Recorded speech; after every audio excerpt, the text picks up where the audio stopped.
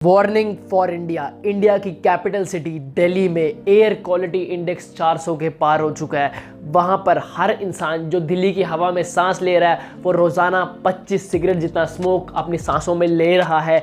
हमारी दिल्ली बन चुकी है most polluted city in the world. Delhi hub बन चुका है रेस्पिरेटरी डिजीजेस का, जैसे asthma, emphysema, respiratory distress syndrome. उसके बावजूद भी इस हवा में सांस ले जा रहे लोग, ये हवा नहीं जहर बन चुकी है। उसके बावजूद जो हमारे पॉलिटिशियंस हैं, जो हमारे सोशल वर्कर्स हैं, वो इस एनवायरमेंटल इशू को एड्रेस करने की जगह इस पे पॉलिटिक्स खेल रहे हैं।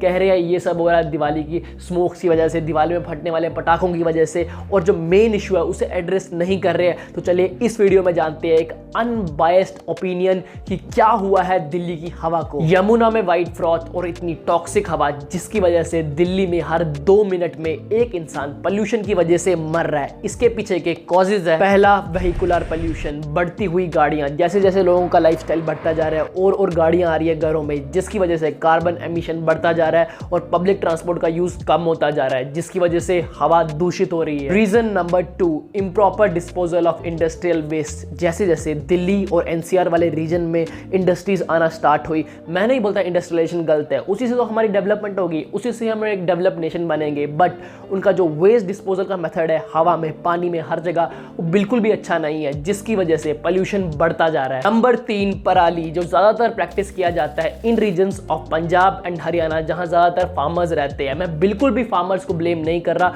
उनकी कोई गलती नहीं है, क्योंकि जब वो क्रॉप को अलग कर लेते हैं, जो पीछे भूसा बच जाता है, जो रेसिड्यू बच जाता है, उन्हें किसी तरह से उसे छुटकारा पाना है, तो वो उसे सीधा जला देते हैं। वो तो खुद चाहते हैं कि वो इसको नहीं जलाए, पर उनके पास कोई और मेथड नहीं है इस वेस्ट डिस्पोजल का, क्योंकि बाकी सारे मेथड्स बहुत ही ज्यादा एक्सपेंसिव है। बट ये पराली हमारी हवा को बहुत ही ज्यादा खराब करते जा रहा है। लास्ट, पटाखे यानी फायर क्रैकर्स। मैं बिल्कुल नहीं कहता कि पटाखों से पोल्यूशन नहीं होता, बिल्कुल होता है, but you have to be unbiased जब आप इस चीज को देख रहे हो, क्योंकि जो पटाखे हैं वो ऊपर जाके पोल्यूशन सिर्फ तब नहीं कॉज करते हैं जब उन्हें दिवाली पे यूज किया जाए। वो पोल्यूशन तब भी करते हैं जब कोई पार्टी इलेक्शन जीत के पटाखे फाड़ती है, वो तब भी करते हैं जब उन्हें शादी में यूज किया जाता है, as a celebration, new year पे यूज किया जाता है, कॉन्सर्ट्स में यूज किया जाता है। आईपीएल सेलिब्रेशन में कितने पटाखे फटते हैं, क्या उनसे पोल्यूशन नहीं होता? सिर्फ दिवाली के टाइम पे पोल्यूशन होता है। इसलिए government has to be unbiased जब उन्हें टैकल करना है इस पोल्यूशन की प्रॉब्लम को। ऐसा नहीं है कि इसे ठीक नहीं किया जा सकता, हमारे पास इतने सारे एग्जांपल्स है, बीजिंग, मैक्सिको, जहां भी हमसे भी ज्यादा पोल्यूशन था, पर अब देखो कितना रिकवर कर लिया उन्होंने।